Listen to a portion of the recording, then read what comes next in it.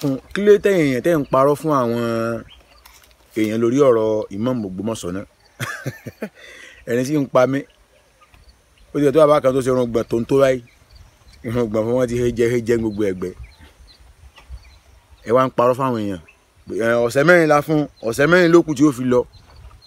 tá ń sọ bẹ́ẹ̀ fún ọ̀sẹ̀ mẹ́rin lókù tí ó fi lọ ẹ yé máa parọ́ mọ́ ẹni tí wọ́n ń parọ́ tí ń janu lórí ọ̀rọ̀ ayélujára tí ń sọ fáwọn èèyàn pọ́sẹ̀ mẹ́rin lókù tí Dr. Yunus Toliat Ayélára tí wọ́n lò ní orí ipò mọ́ọ̀mù tí ń janu ẹni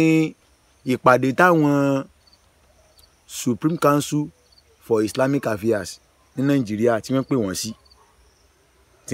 láti ìlú Ògbómọ̀ṣọ́ ẹni sí bàbá wọn sọ wọlé èbí ìta ló dúró sí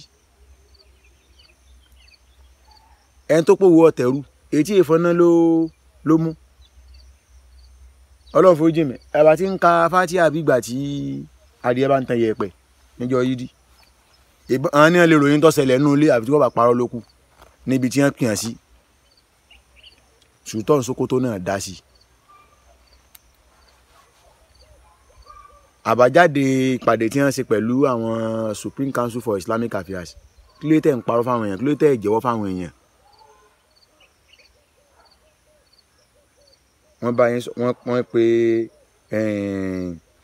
ìgbìmọ̀ kan lábàlọ̀ ọ̀dọ̀ Dr. Yunus Toliat Ayélára wọ́n pe ìgbìmọ̀ kan lábàlọ̀ ọ̀dọ̀ bàbá Fátíà yàgbàyàgbà wọ́n pè yín ẹjọ́ jókòó ẹjọ́ wọlé kódà nínú tẹ́ òun ranù làwọn èèyàn àyàtà fẹ́ràn ranù wọ́n ti múra tí wọ́n ti kan dúdú wọ́n ti kan dúdú wọ́n ti kan dẹ́dẹ́ wọ́n ti múra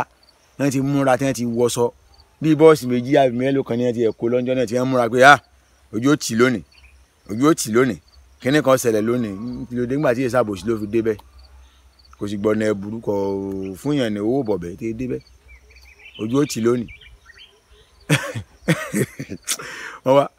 wọ́n ti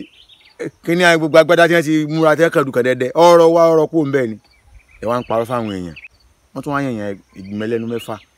mẹ́ta ń bí wọ́n tún ní kán lọ ṣiṣẹ́ nígbà tán bá ṣiṣẹ́ wọ́n ní kẹ́ ẹ lọ ṣe àjọṣepọ̀ kẹ́ ọkàn yín o nínú ẹbí Ayélára tún lè léhùn o ẹ̀yin èèyàn làǹdọ́gbọ́n sọ bí nǹkan ṣe lọ fún o ẹ̀yin tí ń parọ́ fún ẹ mọ́jà yín ọjà o Imam Dr. Yunus Toliat Ayélára pẹ̀lú ògo Ọlọ́run ipò mọ́ọ̀mù wọn ó lò pẹ́ pẹ̀lú ògo Ọlọ́run tábúrò sì ní ṣẹlẹ̀ sí wọn wọ́n pe àwọn ẹbí Ayélára náà wọ́n bá wọn sọ̀rọ̀ nínú ìgbìmọ̀ tí àwọn àjọ mùsùlùmí Supreme Council for Islamic Affairs yẹn Professor Isiaq Olóyèdè wà ń bẹ̀ o àwọn ni wọ́n fi darí ìgbìmọ̀ o wọ́n pa àwọn ẹbí yẹn wọ́n dẹ̀ bá àwọn ẹbí Ayélára sọ̀rọ̀ wọ́n sọ ń tọrọ mọ́ ètò mọ́ yan oyè ẹ̀sìn wọ́n ṣàlàyé ẹ̀ fún wọn gbogbo pé ẹnìkan mọ̀ pàtàn mọ́ sí kankan o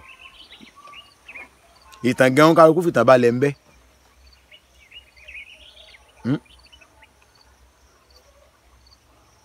wọ́n dẹ̀ ní pé tí wọ́n bá ní ìdí ìrànlọ́wọ́ àwọn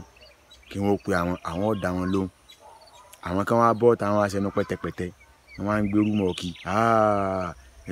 Yunus àti lọ o Yunus àti lọ o níbo lọ lọ sẹ́ẹ̀kù lélẹ́yìn lọ àdúrájù ta lẹ́yìn Dr. Yunus Toliat Ayélára pẹ̀lú ògo Ọlọ́run ipò ìmáàmù obìnrin ó dàgbà sí